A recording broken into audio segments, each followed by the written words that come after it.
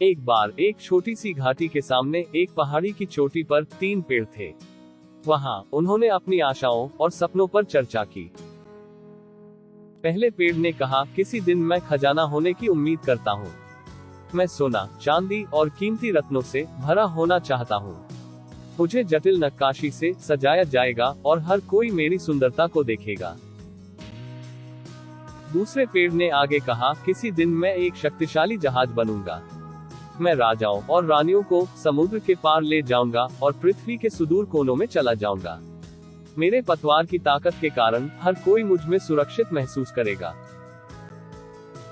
अंत में तीसरे पेड़ ने कहा, मैं यही रहना चाहता हूँ और जंगल का सबसे ऊंचा और सीधा पेड़ बनना चाहता हूँ। लोग मेरी शाखाओं को देखेंगे क्योंकि मैं इस पहाड़ी पर खड़ा हूँ और स्वर्ग के बारे में सोचूंगा। मैं अब तक का सबसे बड़ा पेड़ बनूंगा और लोग मुझे हमेशा याद रखेंगे।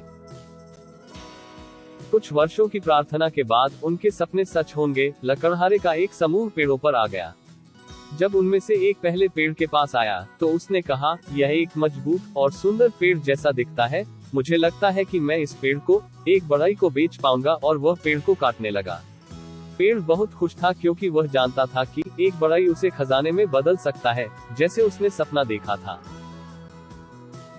दूसरे पेड़ पर एक और लकड़हारा बोला, यह भी एक मजबूत पेड़ की तरह दिखता है। मुझे इस पेड़ को एक शिपयार्ड को बेचने में सक्षम होना चाहिए। दूसरा पेड़ पहले पेड़ से भी ज्यादा खुश था क्योंकि वह जानता था कि वह एक शक्तिशाली जहाज बनने की राह पर है।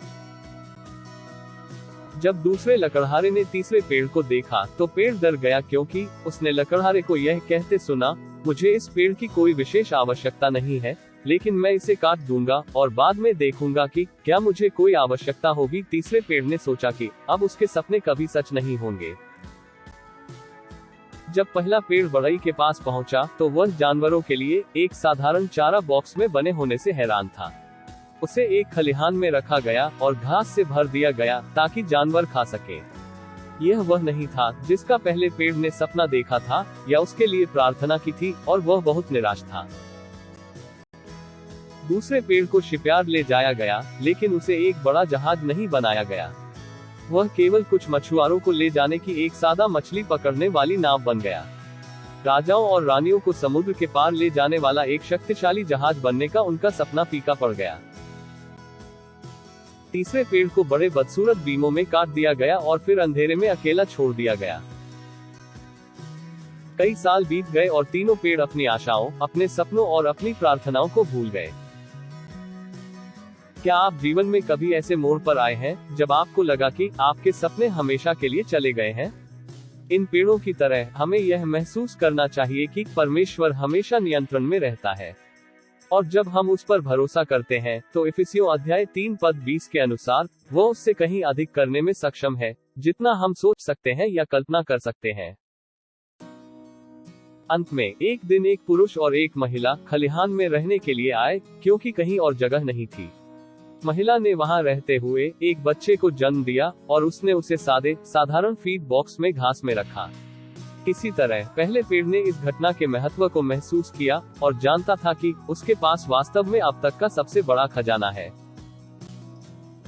कुछ साल बाद पुरुषों का एक समूह दूसरे पेड़ की लकड़ी से बनी मछली पकड़ने वाली छोटी नाव में चढ़ गया। उनमें से एक थक गया था और जल्दी सो गया। एक बड़ा तूफान आया और दूसरे पेड़ ने नहीं सोचा कि वह इतना मजबूत है कि पुरुषों को सुरक्षित रख सके। मछली पकड़ने वाली नाव में सवार अन्य लोगों ने सोए हुए व्यक्ति को जगाया और उस व्यक्ति ने कहा, शांति, और तूफान अचानक बंद हो गया। अब दूसरा पेड़ जानता था कि वह वास्तव में राजाओं के राजा को ले गया था।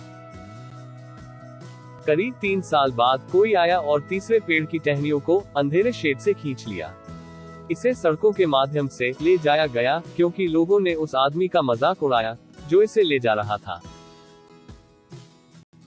जब वे एक छोटी सी पहाड़ी की चोटी पर एक पड़ाव पर आए तो उन्होंने उस आदमी को पेड़ पर कीलों से जड़ दिया। तब उन्होंने उसे हवा में उठाया कि वह वहीं मर जाए। जब रविवार की सुबह हुई तो तीसरे पेड़ को अचानक पता चला कि वह वास्तव में इतना मजबूत था कि वह एक पहाड़ी की चोटी पर खड़ा हो सके ताकि सभी देख सके और जान सके कि वह स्वर्ग के करीब है, जितना उसने कभी सोचा भी नहीं था। हमारे लिए परमेश्वर की योजनाएं ऐसी किसी भी चीज से बड़ी और बेहतर हैं, जिसकी हमने कभी कल्पना भी नहीं की थी।